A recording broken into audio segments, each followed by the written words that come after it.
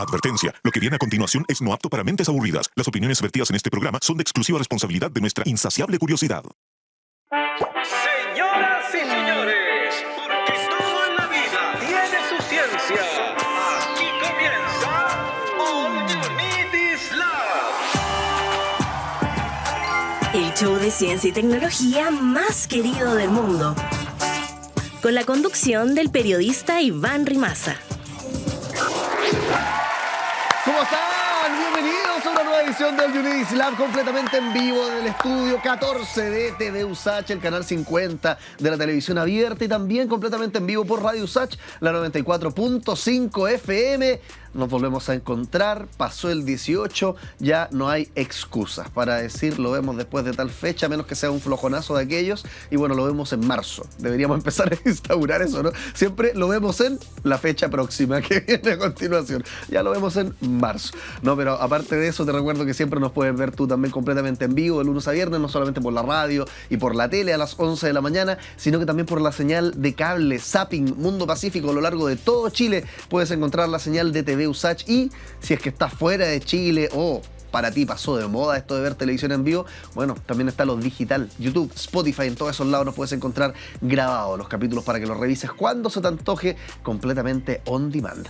Oye, ¿te parece que hagamos una preguntita para entibiar la cabeza antes de empezar a las cuestiones densas? Porque esa es la idea, en particular después del 18, para sacarnos ese pedazo de pasa que todavía tenemos en las neuronas, te quiero hacer esta siguiente pregunta. ¿Por qué hablamos dormidos?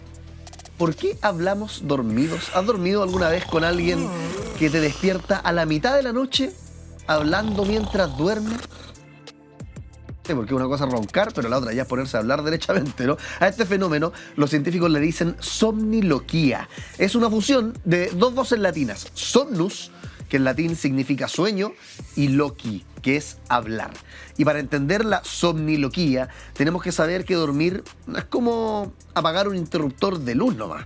Es más como una orquesta, donde gradualmente estos músicos van dejando de tocar. Primero, se desconectan las áreas responsables del movimiento voluntario. Ese como salto que damos de repente porque creemos que estamos cayendo como al vacío, ya, porque se relajan los músculos. Entonces, primero, se apagan las áreas responsables del movimiento voluntario. Después, la atención consciente. Después, la memoria de trabajo. Pero en algunas personas hay regiones del cerebro que igual mantienen una actividad residual en ciertas fases del sueño. Pasa, por ejemplo, con el área de Broca, que ve la producción del habla. A veces esa parte no se apaga al 100%. De hecho, la científica Rosalind Cartwright ha demostrado que la somniloquía puede ocurrir en cualquier fase del sueño, pero es más común durante las transiciones entre las etapas. Conoce, por ejemplo, la fase REM, ¿no? Que es la más conocida, donde uno descansa, ya.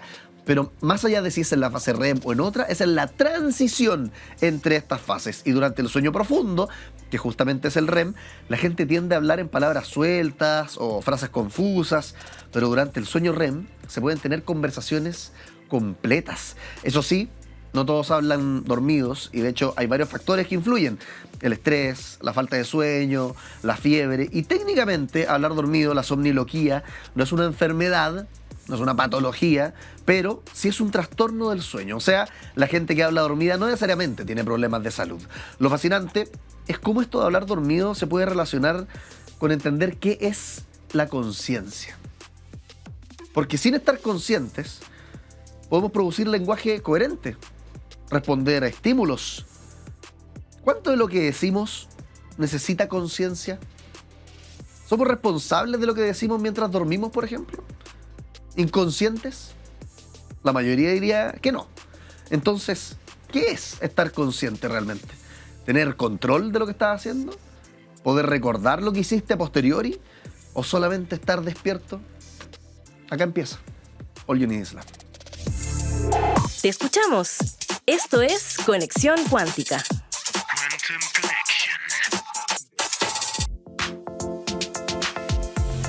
Te leemos, interactuamos, para eso tenemos redes sociales, para revisarlas, no solamente para forrarnos con me gustas y seguidores, sino que también para ver qué es lo que opinas tú de las cosas que subimos día a día en nuestras redes sociales. Subimos reels con preguntas bastante curiosas, como por ejemplo, ¿la guerra es necesaria? Y hablamos con un filósofo sobre el tema. ¿La marihuana mata neuronas? e invitamos a un neurocientífico, toxicólogo, especialista en este tema. Y lo último que hablamos tiene que ver con la astronomía. ¿Dónde se acaba el universo? Revisemos eso último y después vemos los comentarios de ustedes. ¿Dónde se acaba el universo? Responde la experta. Primero es que nuestro universo está creciendo. No tiene un tamaño definido, no tiene un final definido. Crece hacia todas partes y el universo es autocontenido. Yo creo que eso es algo muy interesante de pensar. Es casi un planteamiento filosófico. No existe una fuera del universo. El universo se contiene a sí mismo y no tiene un final, porque hoy en día se está expandiendo.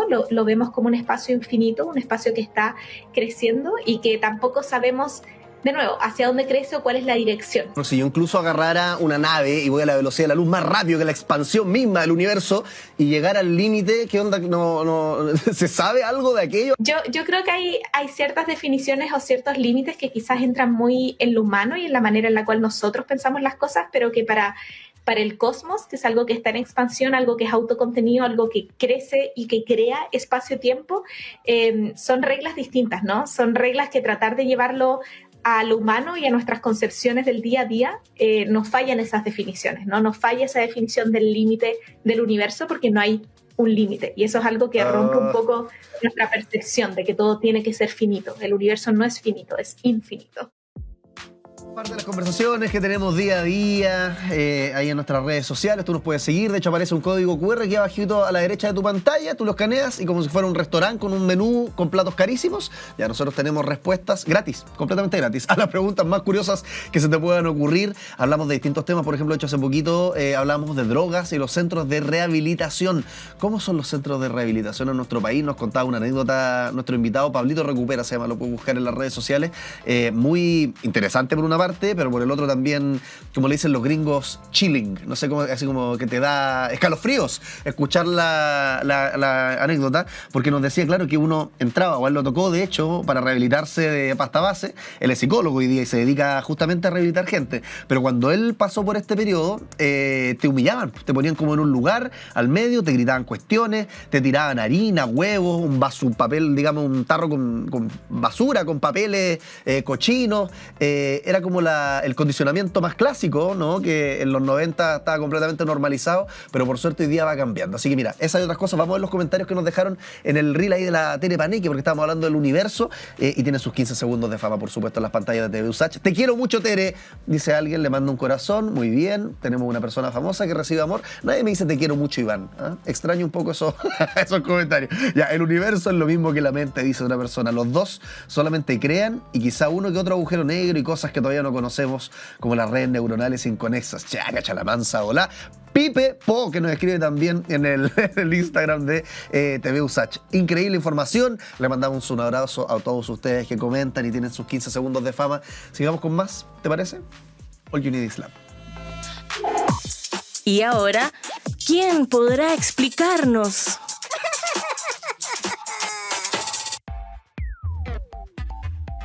Vamos a hablar sobre literatura, pero literatura digital. ¿Es un libro solamente físico? ¿Leer solamente el leer papel? ¿O también podemos, no sé, otro tipo de formato incluye también esa acepción de lectura? ¿Qué es la literatura digital? ¿Solamente Wattpad? ¿Qué pasa si genero con inteligencia artificial un cuento, por ejemplo? ¿Es literatura digital eso? Bueno, tengo muchas preguntas que hacerle a Carolina Gainza, socióloga especialista en este tema. ¿Cómo estás, Carolina? Nuestro público te da un aplauso. Hola, Iván. Muchas gracias por la invitación a tu programa. Oye, Carolina, partamos como definiendo lo que es literatura digital. Me imagino que hay miles como de ejemplos que podrían entrar, pero a la rápida ya yo mencioné Wattpad, cuestiones que se hagan con inteligencia artificial.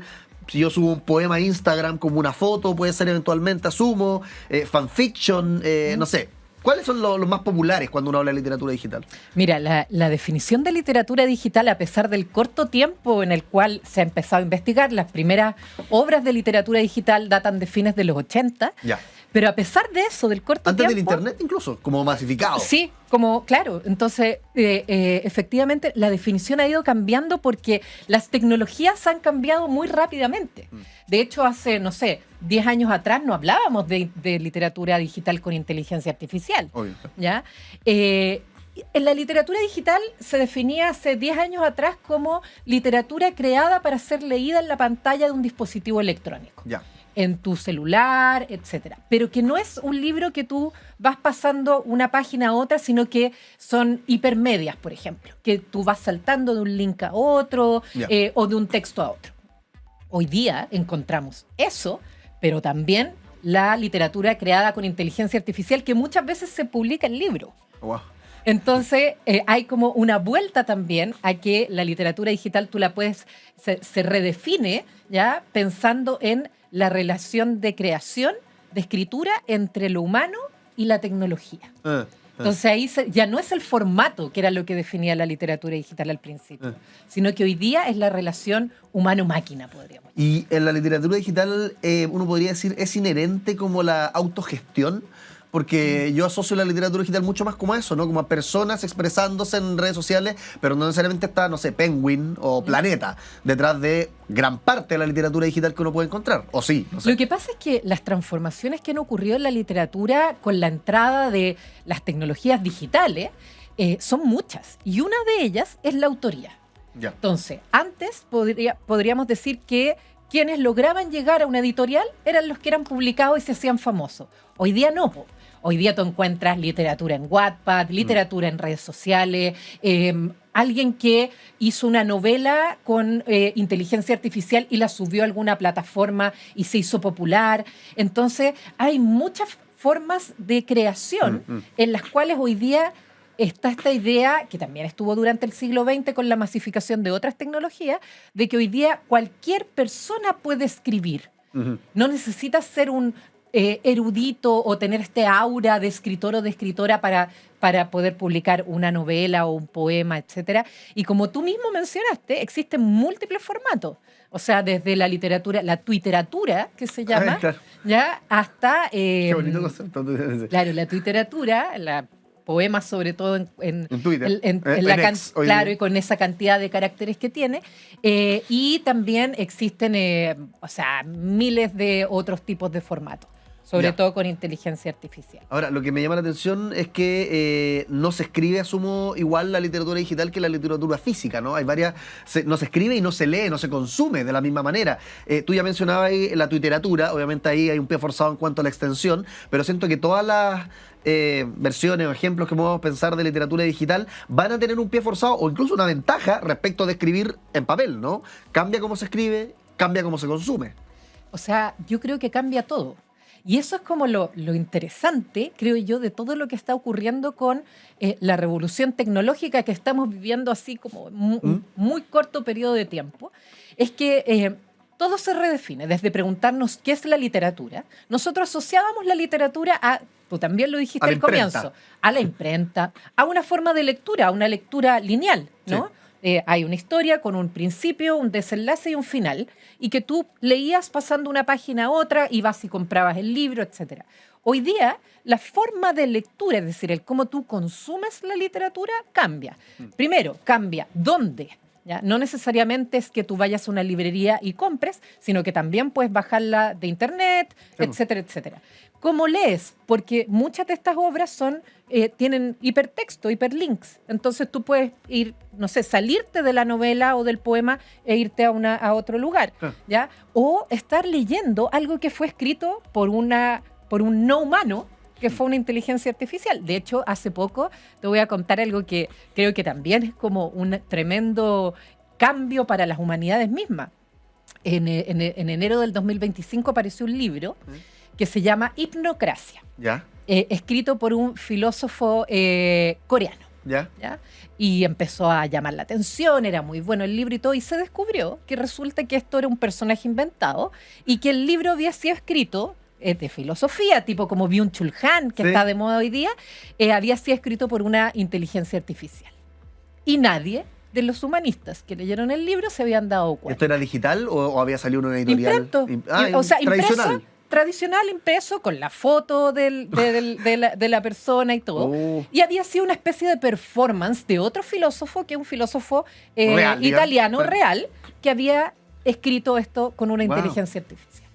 Entonces, todo eso es lo que está pasando hoy día y todo eso redefine nuestro quehacer en relación con la cultura, con la creatividad, con el pensamiento también, en el caso de las humanidades. Sí, yo pienso, porque más allá de decir leemos o no leemos, porque claramente no nos vamos a dar cuenta y puede que estemos leyendo cuestiones generadas por inteligencia artificial, pero me fascina eso que tú digas que redefina nuestra relación con la cultura, porque en general, y acá pensándolo más como en una línea sociológica, que es tu especialidad, solemos pensar que consumimos la cultura generada por humanos y que hay un valor intrínseco en la humanidad cuando se habla de arte, ¿no? Es decir, si yo voy a ver un cuadro, lo disfruto más si es que sé que lo hizo un humano.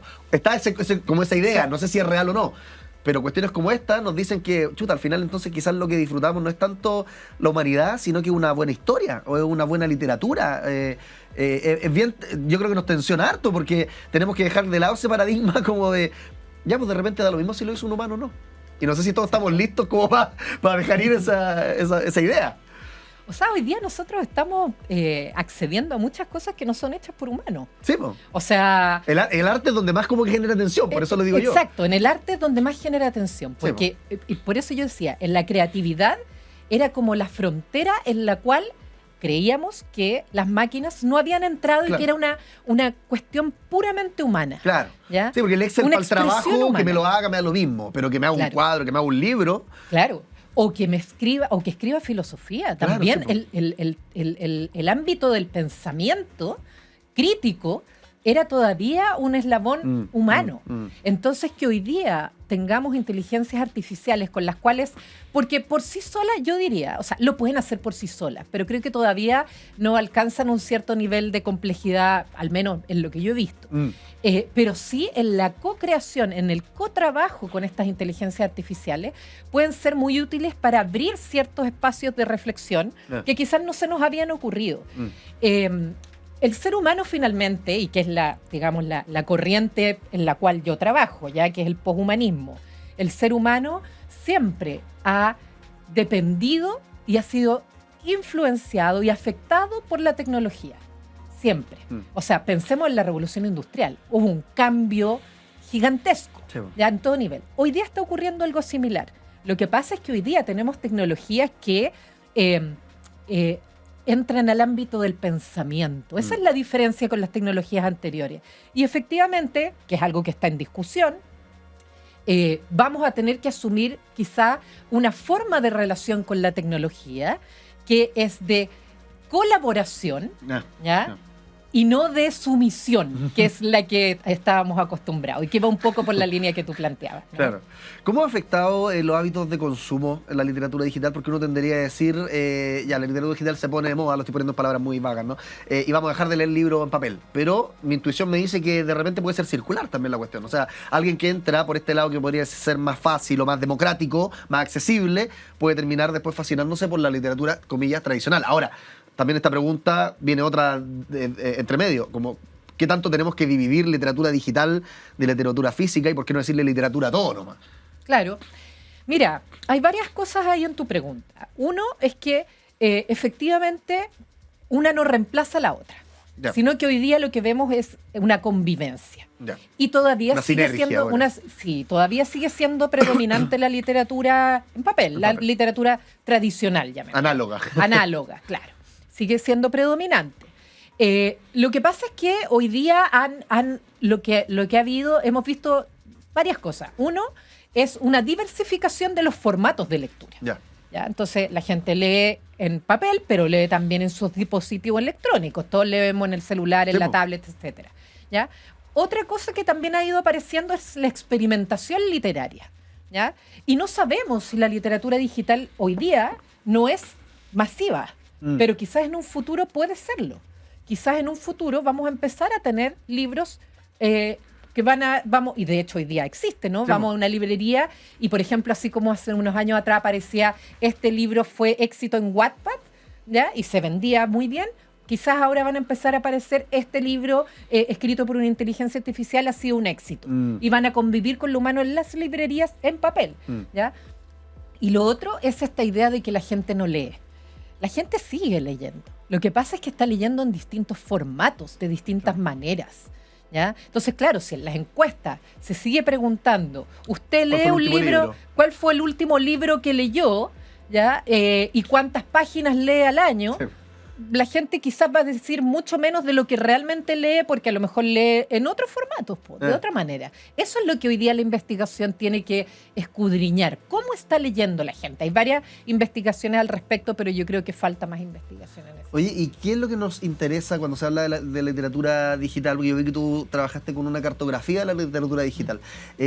Supongo que creamos, o decirlo de otra forma, nos gusta leer y nos gusta escribir cosas distintas dependiendo de dónde estamos ubicados. No sé si poesía, narrativa cambia si uno habla Chile, Perú, también la estética de cada una de estas escrituras. Es decir, pese a que el Internet, uno podría decir, es tan global, igualmente tiene una vinculación con el territorio. Como que Sí. eso me llama la atención. Sí, efectivamente. Bueno, esta cartografía es en cartografiadigital.cl. Pueden encontrar distintas creaciones experimentales con tecnologías digitales, desde lo que era más básico en los 90, que eran los hipertextos, ¿Ya? que era puro texto hiperlinkeado con links, hasta tipo videojuego y algunas pocas con inteligencia artificial. Mira cómo han cambiado las cosas. Nosotros lanzamos esta cartografía, si mal no recuerdo, en el año 2021. Ya. Y todavía no venía el boom de los grandes modelos de lenguaje. Claro, los LLM como ChatGPT. Exacto. Entonces, seguramente hoy día, eso, desde el 2021 ahora, esa cartografía seguramente cambió. ¿Ya? Entonces, bueno, pero ahí tú encuentras distintas cosas. Y efectivamente, lo que más encontramos en América Latina, a diferencia de otros continentes, es poesía. La poesía digital. ¿Ya? Desde Twitter hasta poesía autogenerada, ¿ya? Programada para autogenerarse, etcétera, etcétera. Múltiples experimentaciones. También podríamos decir que los países que más crean en este sentido son México, Brasil. Brasil tiene una tradición... ¿De literatura digital particularmente? De literatura experimental, Ya. más bien ya como de O de los frontera, años, por decirlo de así. frontera y con computadoras desde fines de los años 50, de ¡Wow! cuando recién estaban apareciendo Brasil. Pero claro, se masifica de los 90 para adelante.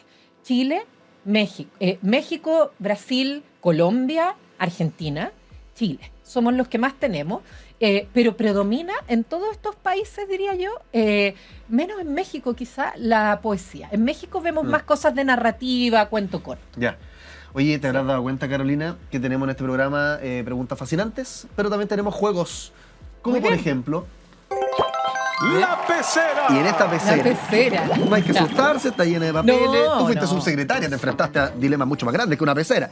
Y en esta pecera hay varios papelitos. todas Cada maneras. uno de estos papelitos, Carolina, Ya. es una frase reduccionista, provocadora, relacionada con literatura digital, de alguna forma. Ya. Entonces la idea es que yo esto lo leo a la cámara, si lo que digo es una burrada o crees que no tiene sentido, tú me corriges, matizas y dices por qué y cómo te parece que sería realmente. Ok. Y si lo que digo es preciso, lo confirmas también y desarrollas por qué lo que dije es correcto más o menos. Ya, ¿Te parece? perfecto. Perfecto. Me Tenemos un encanta el papelito aquí, vamos a sacar otro, eso sí, por temas de transparencia, porque en época de elecciones tenemos que estar a la altura del CERVEL, una institución transparente. Ya vamos a ver qué es lo que dice la pecera mientras hablamos de literatura digital con Carolina Gainza.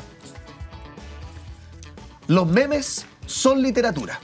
¿Qué dice la experta? Oye, eso está súper bueno porque además fue muy controversial, si mal no recuerdo, como en el año 2018, donde en México una escritora ganó un premio de literatura por sus memes. Y generó mucha controversia porque se generó esta discusión, por la de si los memes son literatura o no. Existe la meme literatura, ¿ya? Que son memes creados con un fin literario, ¿no? Y que incluyen todo este tema de humor, ¿ya? Que tienen los memes, y de ironía y de sátira, pero son pensados con un fin literario.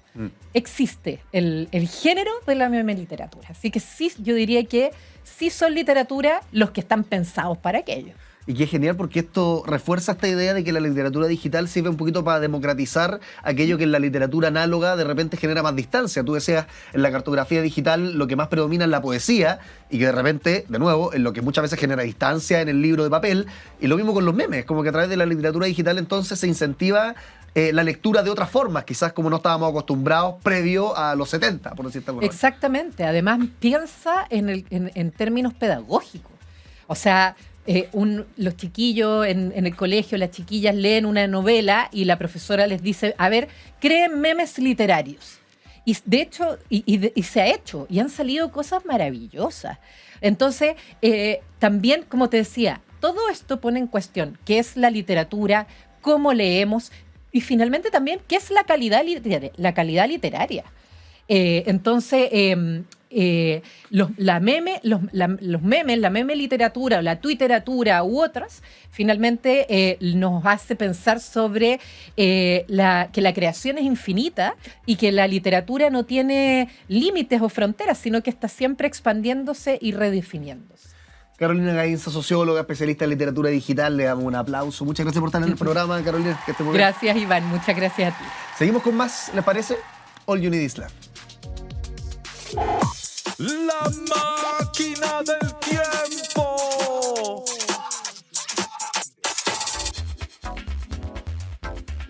Hoy este programa, tú seguro sabes, se transmite por TV USACH, señal 50 en la tele abierta, Radio USACH, 94.5 FM. ¿Y sabes dónde están los estudios de este canal y de esta radio?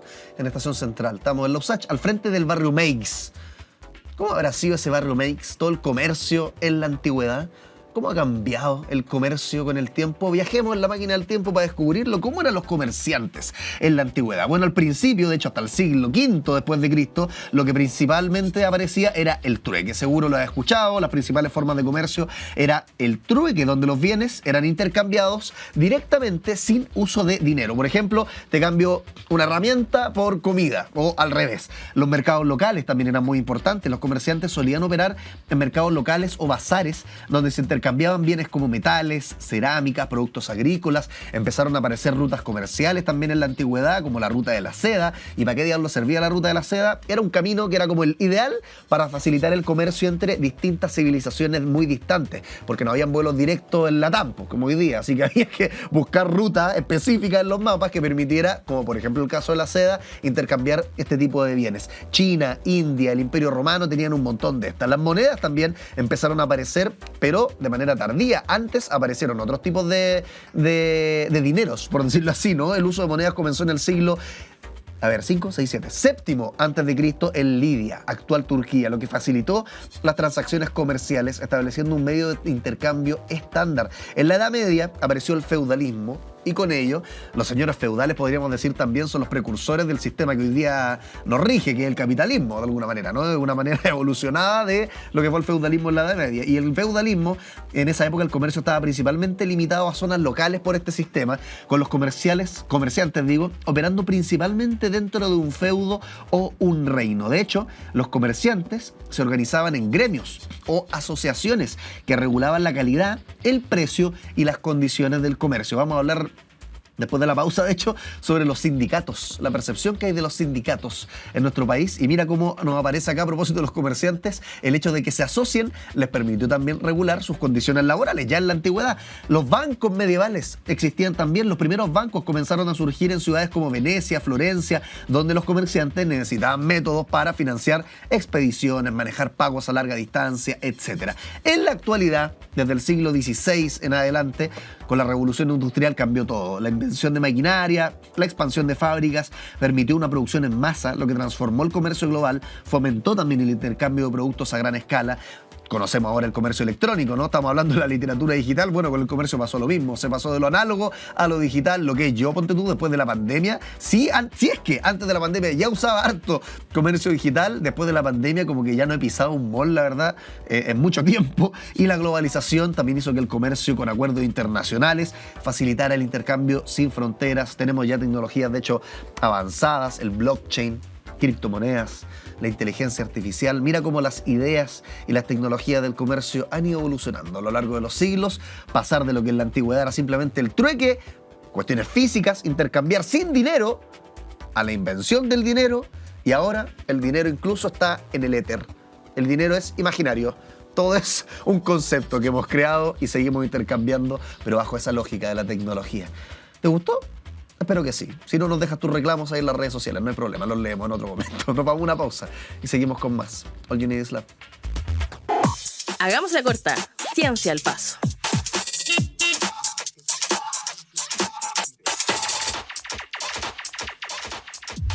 Seguimos con más. Upa ya. Upa ya.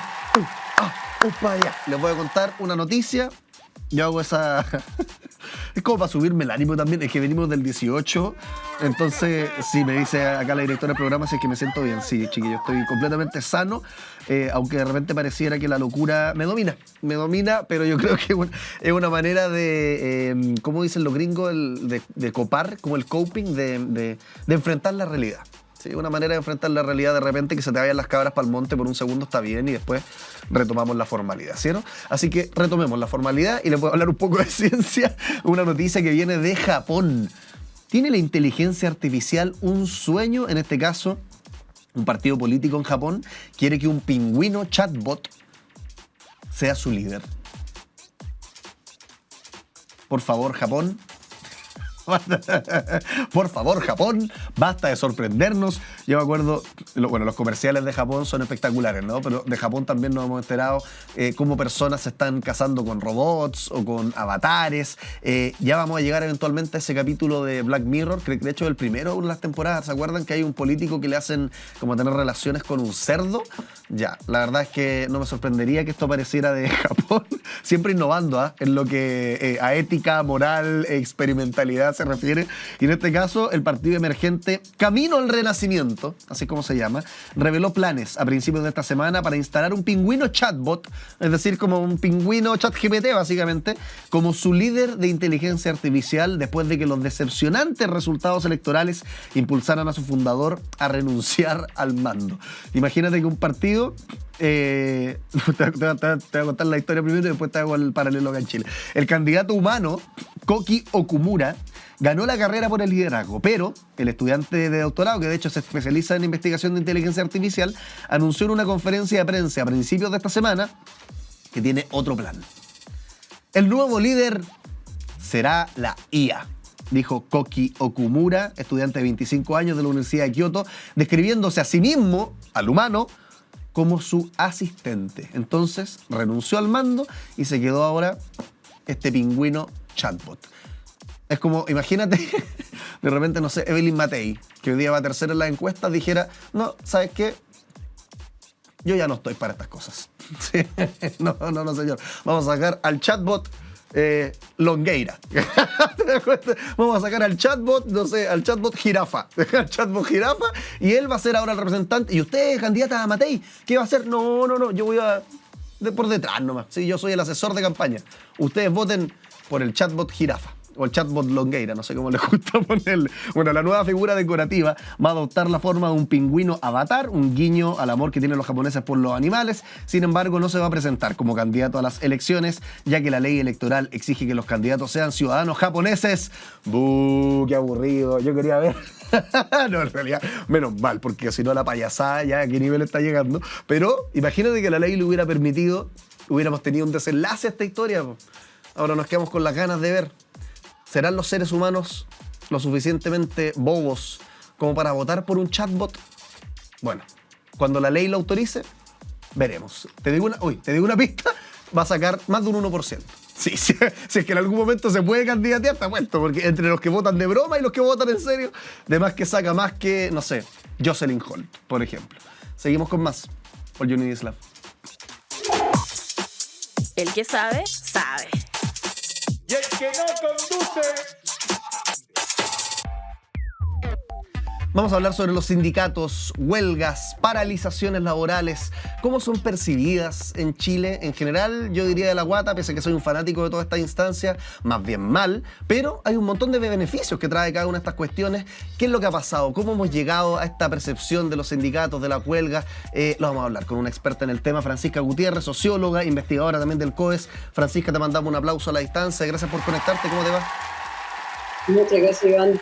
Bien, gracias. Aquí, saliendo del 18, muy resfriada. Muy resfriada, chuta, yo también. De hecho, me tuve que sonar un poco la nariz antes de salir a esta entrevista porque estaba muy congestionado también todavía, como que me resfrié en la vacación. Oye, Francisca, a propósito de los sindicatos, partamos como haciendo un poco de historia, porque yo creo que todos sabemos qué es un sindicato, qué es una huelga, qué es una paralización, pero si nos retraemos, al menos en la historia reciente de Chile, ¿cuándo uno podría decir que, y la respuesta me la imagino, probablemente fue la dictadura, ¿o no? O incluso antes, ahí tú me dirás, pero se empezó a asociar el sindicalismo y la huelga a una imagen tan negativa? Porque fue desde sus orígenes así.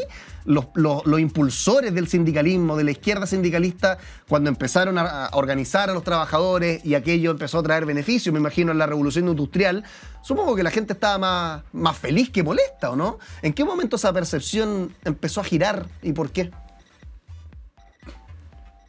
Buena pregunta, Iván.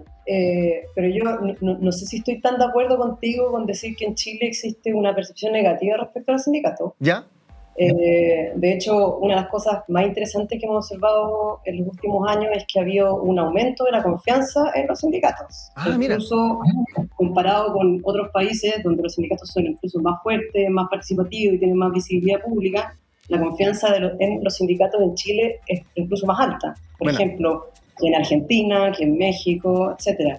Entonces, yo relativizaría esa idea de que hay una percepción negativa y más bien te puedo hacer un análisis de cómo evolucionaba esa percepción en el tiempo. Yo diría que estamos desde como los 2000 más o menos en adelante en un proceso donde se invirtió una tendencia que se había observado durante los 90 y donde tenemos una confianza cada vez más positiva en los sindicatos, aunque no lo creas. Oye, ¿por qué porque la percepción que yo te decía al principio respondía a diferencia de la tuya, que es más data, entonces por supuesto te creo a ti, yo estaba equivocado, pero responde como algo que está en el aire, entonces uno podría decir mediáticamente se ha instalado más esta percepción negativa que yo te digo, o yo, porque no creo que esté loco, yo digo en el aire, siento un poquitito esto, ¿no? O sea, es que yo creo que esta sensación que tienes tú tiene mucho que ver también con la discusión actual sobre la negociación colectiva ramal, que genera mucho escozor, sobre todo en el mundo empresarial, y que siempre lo ha generado. Pero el tema es que lo que pasa es que los sindicatos durante los años 90 especialmente estuvieron súper alicaídos. Y era parte también del espíritu de la época. O sea, veníamos saliendo de una dictadura, los sindicatos habían sido muy perseguidos, estaban muy asociados a la idea de una política más radical, revolucionaria, etc. Y claro, durante los 90 hubo todo un proceso en que la gente empezó a abandonar los sindicatos, una baja tasa de sindicalización, no se hablaba mucho de los sindicatos, pero eso se invirtió a partir de los 2000 y lo que observamos desde entonces es más bien lo contrario, o sea, cada vez más confianza en los sindicatos, más sindicalización, más actividad huelguista, o sea, hay una suerte de revitalización, si se quiere, de todo lo relacionado con el mundo sindical. Ahora, no significa que los sindicatos en Chile sean fuertes, o sea, siguen siendo, comparativamente hablando, bastante débiles, pero sí es interesante este cambio cultural, si se quiere. ¿Y cuánto? Mira, qué bueno que pusiste eso de no por eso en Chile son fuertes los sindicatos, porque la percepción que he tenido, bueno, en el periodismo, los medios de comunicación, y eso tú lo podrías profundizar mucho más. Yo asumo que por profesión, por gremio, cambia también mucho la presencia de los sindicatos, ¿no? Hay lugares donde están mucho más organizados que en otros. ¿En qué estado está la sindicalización en Chile? ¿Qué área o qué ramas de las profesiones están más o menos organizadas y cuáles suelen ser las trabas para que no aparezcan sindicatos? Porque de nuevo apelo a la experiencia personal, muchas veces amigos, conocidos, hay, no sé si decir un miedo, pero como, mira, oye, buena onda los sindicatos, les pago mi cuota y todo lo que queráis, pero mejor no firmo. Como que hay una resistencia de repente. Entonces, repito la pregunta, ¿en qué estado están los sindicatos y cuáles son generalmente las principales resistencias para crear alguno? A ver, los sindicatos en Chile en general son considerados sindicatos débiles. ¿Por qué débiles? En primer lugar, porque la tasa de sindicalización es baja, si se quiere, en comparación con otros países. Está hoy en día cercana al 19%, pero sobre todo es muy desigual según el tipo de empresa. La sindicalización se concentra principalmente en las grandes empresas. En las medianas y pequeñas empresas prácticamente no existen sindicatos. Entonces, eso es por un lado.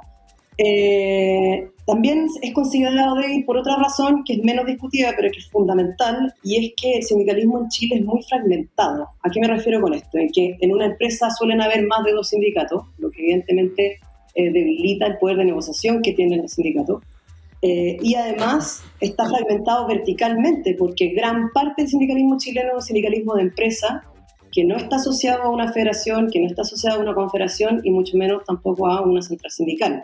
Entonces es un sindicalismo cuya actividad se concentra en la negociación colectiva en la empresa o en el tratamiento de los problemas que tienen los miembros y los afiliados a nivel de la empresa, pero que no tiene una salida a una discusión más amplia sobre el sector o más política a nivel nacional.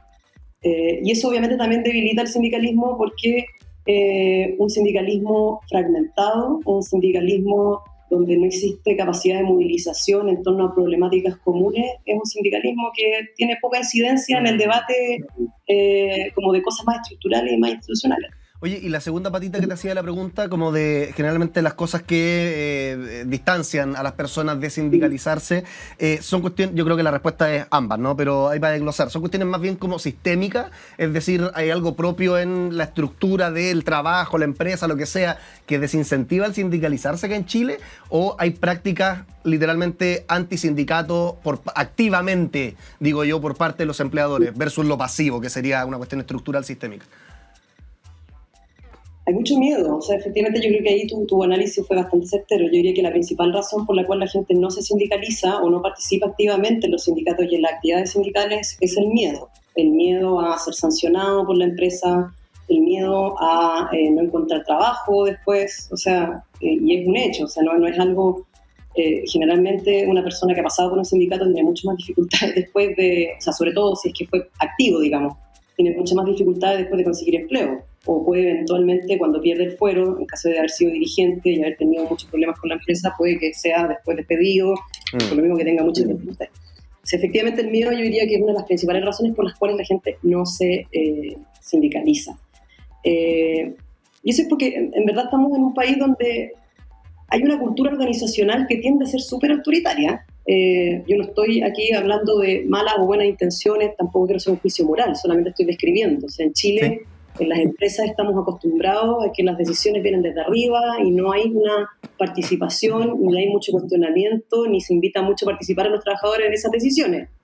Esa cultura también de alguna manera tiene un correlato institucional, porque la ley chilena tampoco es muy favorable a el diálogo social.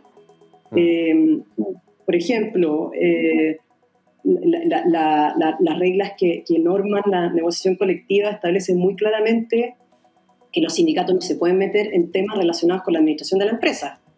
O sea, que es una cosa bien particular a Chile. O sea, no pueden, por ejemplo, discutir, no sé, cómo las empresas tienen que mitigar el cambio climático, cosas que eventualmente afectan directamente a los trabajadores incluso, pero no se pueden meter en un área que es considerada como propia de la empresa. Bueno, esto es por ponerte solamente uno de los tantos ejemplos que se podría señalar para decir que la institucionalidad chilena también refuerza esta cultura organizacional que es más bien autoritaria o que está más acostumbrada a que las decisiones relacionadas con las condiciones laborales o con la gestión de una empresa son responsabilidad exclusiva del empleador y la gerencia.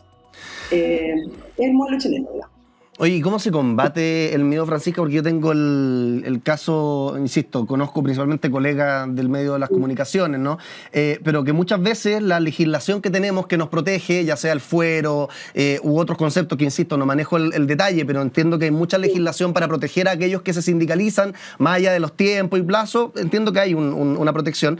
Pero, por ejemplo, en el caso de la Radio Bio Bio, yo tengo ahí varios colegas, amigos que formaron parte, de hecho, del sindicato, lo armaron, empezaron a echar de a poco, pasó el tiempo y hoy día no hay ninguno, está totalmente desarmado el sindicato, terminaron de echar a la última persona hace poco. Entonces, dentro de los mismos márgenes de la ley, dentro del mismo sistema, hay maneras, al parecer, legítimas o no, que no escapan a ninguna norma, de desindicalizar una empresa, ¿o no? Entonces, ¿cómo se combate en ese sentido el miedo, entendiendo que hay una estructura que al parecer permite que si bien me protege 1, 2, 3 años, bueno, a los 5 años, cuando pase esto, igual me van a tener fichado y me van a terminar echando igual. ¿Cómo se combate el miedo, Francisca? Mira, es una excelente pregunta y es difícil de responder, porque uno se pregunta, bueno, la ley en Chile no ha cambiado mucho, la regulación de las relaciones laborales. O sea, sigue siendo muy parecida a la reforma que se hizo en 1979, en plena dictadura, sigue siendo el espíritu que rige las relaciones colectivas en Chile. Y aún así vemos que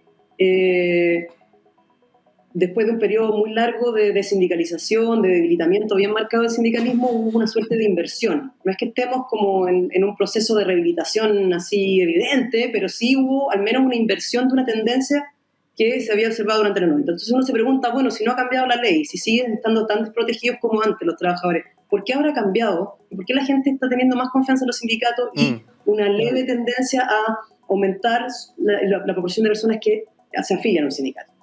Y yo diría que la respuesta no tiene tanto que ver con que el miedo sea menor o mayor, sino que había una suerte de reencantamiento con la acción colectiva, que tuvo su mayor expresión, yo diría, en el 2019, con el estallido social y todas estas marchas multitudinarias que involucran a mucha gente, no solamente a los trabajadores, sí, pero que también daba cuenta de que después de mucho tiempo de bastante pasividad y de más bien invisibilidad del malestar, la gente se atrevía a salir a la calle y a manifestarse colectivamente. Bueno, en el ámbito del trabajo ha pasado, yo diría que lo mismo. Hay una suerte de reencantamiento con la acción colectiva. Vamos a ver hasta cuándo dura, porque también los procesos, lo que ha ocurrido en Chile después del 2019 ha sido bastante, no sé cómo decirlo, a esta altura yo no sé si alguien es capaz de describir y entender lo que pasó en este país este último año.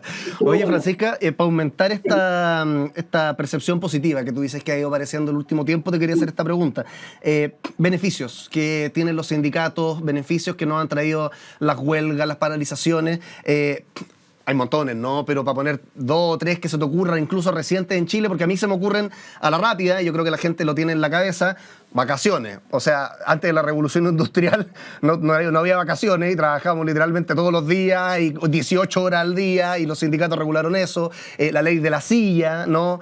Los cordones industriales, no sé si ayudaron a algo también, pero todos estos grandes logros sindicalistas como que los tendemos a ver un poco en blanco y negro, ¿no? ¿Qué beneficios nos están trayendo actualmente esta organización colectiva?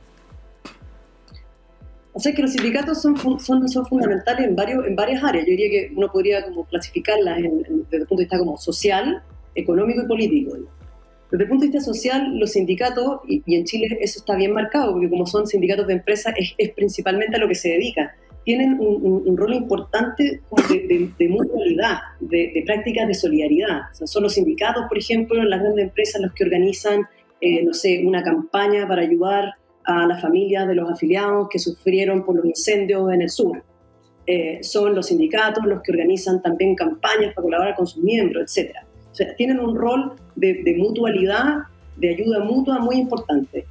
También tienen, y eso es quizás con lo cual generalmente se asocian los sindicatos, cumplen una función fundamental para regular las condiciones de trabajo, establecer mínimos éticos necesarios y mejorar los salarios. ¿Ya? Se sabe y hay mucha evidencia al respecto que en los países donde los sindicatos son más fuertes, los salarios tienden a ser mejores y tiende a haber menos desigualdad salarial a nivel nacional. También tienen otro tipo de funciones sociales, como por ejemplo favorecer la integración de algunos grupos generalmente marginados. No sé, en Estados Unidos, por ejemplo, las minorías raciales, o muchas veces también han jugado un rol importante, no siempre, a veces juegan al otro lado, digamos, para integrar a las mujeres, etc. Eso es como en el ámbito más bien social. También tienen un rol político, también al cual tú te referiste, que tiene que ver con impulsar leyes y políticas que favorezcan a los trabajadores y las trabajadoras. Por ejemplo, la ley de 40 horas. O sea, los sindicatos en el mundo han sido uno de los motores para establecer límites y reducir la jornada laboral, no solamente en Chile, en el mundo entero. Son parte de los derechos, o sea, de los derechos y de los logros que ha tenido el movimiento sindical a nivel mundial. También a veces e incluso son fuerzas políticas fundamentales para impulsar leyes que no necesariamente están relacionadas con temas laborales, sino que con temas mucho más amplios, la ley de pensiones o a veces leyes que buscan disminuir la discriminación de ciertos grupos, etc. También tiene un rol político en ese sentido. Y por último, y es quizás el que menos se discute en Chile, porque está esta idea ultra instalada de que la actividad sindical siempre genera prejuicio económico, y eso la verdad es que no es tan así, ¿ya? Los sindicatos también pueden ser una fuerza para mejorar los resultados económicos a nivel tanto micro como macroeconómico. Cuando existen sindicatos en una empresa se pueden generar dos efectos que son conocidos en el ámbito académico como el efecto shock y el efecto voz, ¿ya? El efecto shock es aquel que se genera, ese aumento de productividad que se genera porque las empresas al tener un sindicato y por ende al aumentar generalmente los salarios, tienen mayor costo y por lo tanto las empresas buscan a través de la innovación y otro tipo de transformaciones mejorar la productividad y compensar ese costo, ¿ya? Ese es el efecto shock. Pero también el sindicato puede generar un aumento de la productividad, un aumento de la innovación a raíz de este efecto. Y hay otro efecto que es el efecto voz, que también se ha observado en algunos contextos, y es cuando los sindicatos de alguna manera se alinean con las empresas y permiten también ayudar a la gerencia a implementar, por ejemplo, procesos de cambio organizacional o transformaciones productivas que permitan de alguna manera mejorar también los índices de productividad y a la vez también, obviamente, los beneficios que tienen los trabajadores por esa ganancia colectiva. Entonces, los sindicatos juegan en muchos, o sea, tienen muchas funciones que pueden ser muy positivas, pero obviamente todo depende del nivel de confianza, de la capacitación de los actores y de la seriedad con que uno se tome esta negociación y esta relación con una organización de trabajadores. Francisca, te habrás dado cuenta que en este programa tenemos preguntas fascinantes, pero también tenemos juegos, como por ejemplo... ¡La ruleta!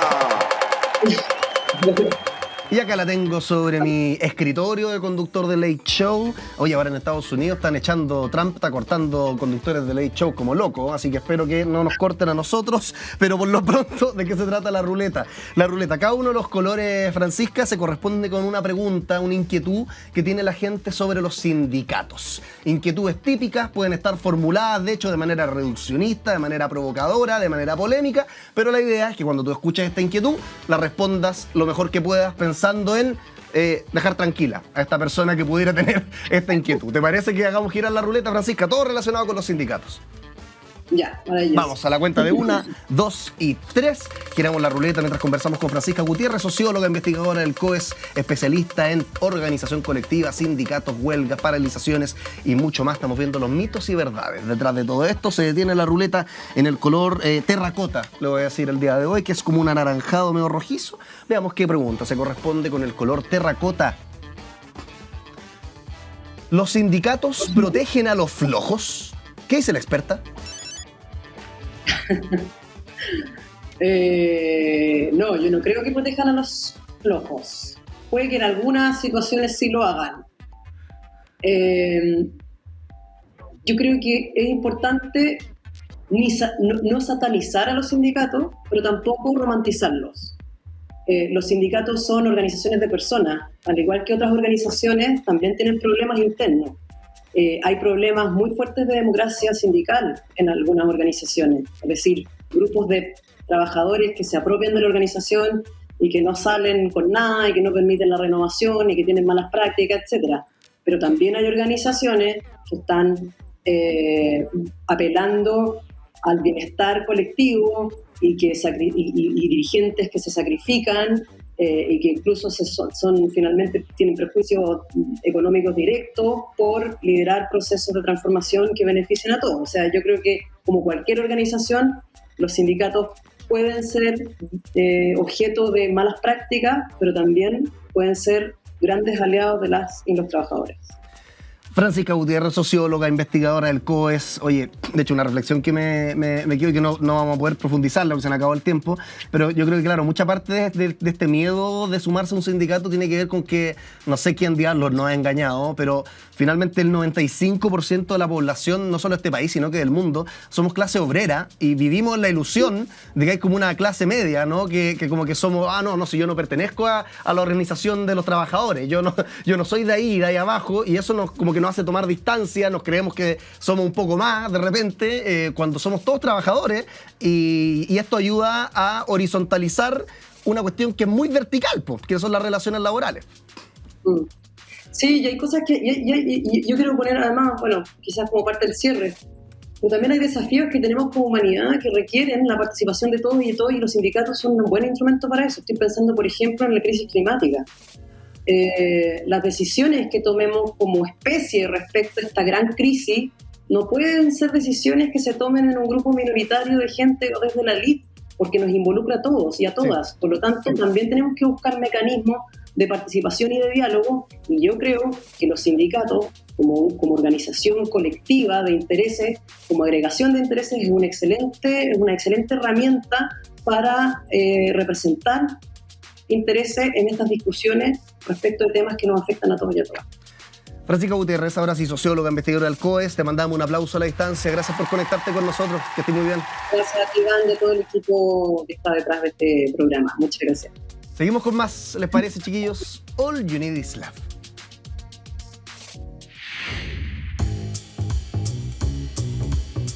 Hablamos de muchas cosas, pero ya nos tenemos que ir. Recuerda que nos encontramos de lunes a viernes completamente en vivo a las 11 de la mañana por Radio USACH, la 94.5 FM, y también TV USACH, el canal 50 de la televisión abierta. Hasta la próxima, que estén muy bien. Chao, chao.